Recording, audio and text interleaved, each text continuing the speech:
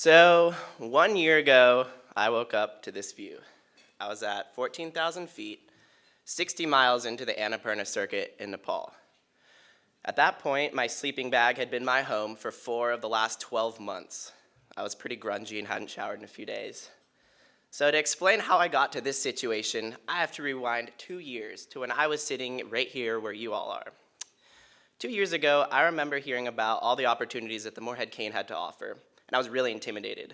I didn't know what I wanted to do after high school. I didn't know where I wanted to go to college, and I didn't really know what I liked. Why? Why would I choose a certain direction? I had no answers to these questions. But one thing I did know about myself is that I have a knack for adventure. I liked surfing before school. I'm from California.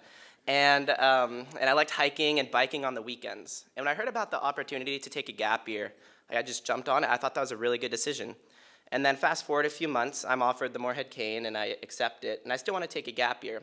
And I learned that they're offering an international gap year stipend, which is $7,500 to fund an international gap year to develop you as a person, to develop you as a global citizen, as a traveler. And so my dreams of oceans and mountains quickly became a reality. And as I said goodbye to my last friend who went off to college, I was kind of alone and thinking, whoa, I have 12 months to fill. That's a long time, and that's pretty daunting for somebody who had only had winter breaks for the last 18 years of his life. And that's when I really started to realize how special of a program the Morehead-Cain is, because I was on video conferences with Chuck and Montez and Julie and Mallory who were pulling ideas. They saying, Andrew, check out this spot. You might enjoy traveling to this location. This speaks to your interests. Or you should look at what this alum has done. And that actually connected me with some interesting people. I ended up connecting with a Nat Geo explorer. Her name's Noam Argov, who was really influential in planning my year off. She was an expert at traveling in Asia, specifically Central Asia, through the stands. And with all these influences, I ended up coming up with a plan, a series of trips that became progressively longer, progressively more independent, and progressively more challenging. And within these trips, I punctuated it with time with my older brother. He's 4 years older, and he also took a gap year before going to medical school. So the first of these trips was a real hand-holder into international travel. It was a road trip through Baja, Mexico. It was wonderful. My dad, my brother, and I piled into a 20-year-old Suburban and loaded it with 4 surfboards and a cooler full of avocados and canned beans. We're vegetarians, and we drove down, and it was wonderful, and I started to learn the ropes of navigating a foreign country with the foreign language. And my dad was really, he's fluent in Spanish, and he's really familiar with Baja, so nothing could have gone wrong. It was a really safe introduction to being abroad. And eventually, I was in the driver's seat of the car, and I remember pulling up to a police checkpoint, and the guy rolls down the window and points at the surfboards in the back, and he's saying something, and I thought he was trying to shake my hand, so I shook his hand. That was probably one of the most humiliating moments of my life. But these gradually eased me into international travel, so that the next thing that we did was with just my brother and I. This was a big step for me, going abroad without my parents. So my brother and I thought we were going to go to this little island in the West Indies in the Caribbean to get epic surf. It was a secret surf spot, and we were going to camp on a 17-mile white sand beach where nobody else was. And there's only a few locals who live on this island. This is what we thought. The reality was we just got rocked by the elements. We had an empty beach to ourselves, and there were no travelers on the island, but we ended up drinking all the coconuts within 2 days and got bit by bugs nonstop and buried in sand every night because the trade winds blow constantly. And by day 3, we were really suffering in a good way. It was fun, but really challenging. And this is when I learned that you need to be a traveler, not a tourist. And what this meant was seeking out the locals. So we walked around and found these people who were rebuilding an abandoned hotel, and they connected us with some people on the island, and we ended up finding a guest house to stay in.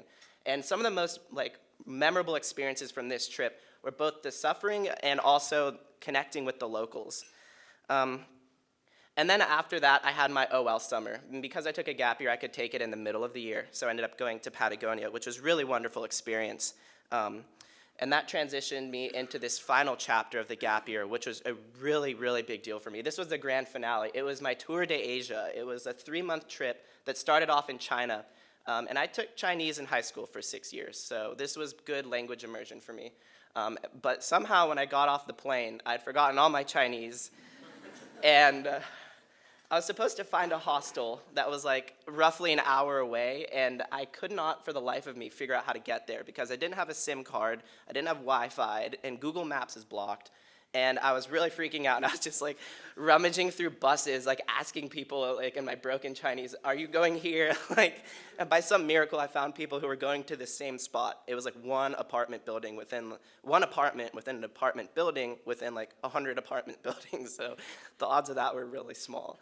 But fast forward a few days, and I'm getting my feet on the ground, and the language is coming back, and I'm figuring out like, oh, this food has meat, don't eat that. This food is okay to eat, and this was really challenging because a lot of the food made me sick, but through adversity, comes like something greater.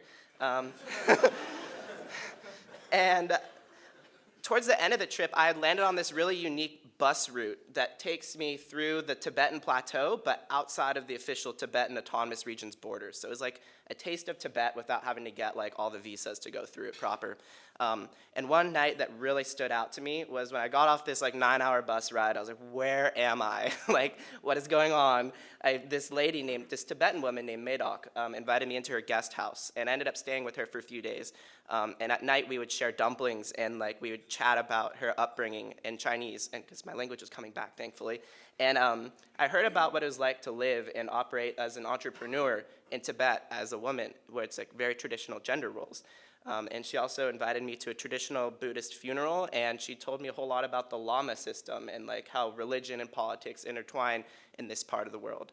And then from there, I ended up hitchhiking for a few days with a friend I met who was also on the road, and he took really good care of me because I did one really long hike that got me very sick because it went up to 16,000 feet, and I was really dehydrated, and I was a mess.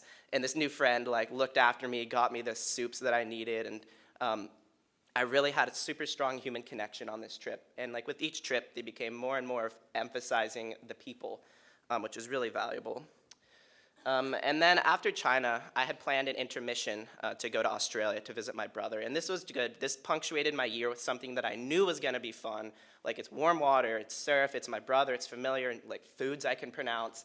And this was really helpful in hindsight to maintain some of that stamina. And that brought me to the final chapter of the year, a trip through Central Asia. And this is a photo from Uzbekistan. And you might be wondering, where is Uzbekistan? Why would a guy who just likes surfing go to one of two double landlocked countries on Earth? And I didn't really have an amazing answer at the time, but now I think I know what drove me there. Partly it was the influence of Gnome, and the other thing, the Nat Geo Explorer, an alum. And the other thing was I really wanted to push myself out of my comfort zone and go somewhere where the experience would be interacting with the people and the culture. And Uzbekistan is on the Silk Road, so it's a really unique spot where it has like Asian influences and Middle Eastern influences and Russian influences, and they all kind of meld. And if you travel like 50 miles north, you might get people with blue eyes, and 50 miles west, you'll get more Persian-looking people. So it's this cultural blend that I really wanted to experience. And one thing that just shocked me the second I stepped off the plane was how friendly people are. Like in the United States, if you hear Stan, people automatically think Pakistan, Afghanistan, where there's conflict, and they assume violence and danger. But that's not the case. And I ended up like bonding with some really, really remarkable human beings. This guy actually gave me like free raisins. I remember walking through the bazaars and just chatting with people, and the Uzbeks would pull me aside and ask where I was from, and then invite me to meals, and wouldn't let me pay for the meals, and invite me to their homes. And these people earn no more than $2,000 a year. Like that's the average salary, and they genuinely wouldn't let me contribute to the meals because they were that hospitable. And this opened my eyes, and I was also able to experience cities that were ancient and unchanged for thousands of years. And that was something really remarkable that not a lot of people get to see. So following this amazing experience in Uzbekistan, I'm at my final chapter, which is in Kyrgyzstan, immediately next door. I started this portion out all alone, and I did a few-day backpacking trip to reflect on my entire gap year. And this was a really emotional period for me because I just had 12 months of incredible travel and self-growth, and I really had like a full day to myself in the tent of meditating and writing and reflecting on everything that happened, and all these emotions started to come back. And at that point in time, I was also really awestruck by the beauty of Kyrgyzstan. And my dad and my brother actually met me to bookend the gap year like they did in Baja. But this time when my dad and my brother showed up, I was the one showing them around. I was the one navigating them through the checkpoints and arranging the travel. And this was a really remarkable experience for me to see how I could go from being a child in the car with my dad going through Mexico to becoming an adult at the end of the year. And if I leave you guys with anything, I want you to consider this. You are all remarkable human beings. Every single one of you sitting here is incredible, and you should know that. But you're also all doing things right in life. You're climbing the ladder upwards. You've gotten good grades. People have recognized talents in you. But don't be afraid to step off that ladder upward. Don't be afraid to pause for a year. Don't feel like you're trapped in an infinite ladder of prestige. It's okay to take a gap year. Thank you.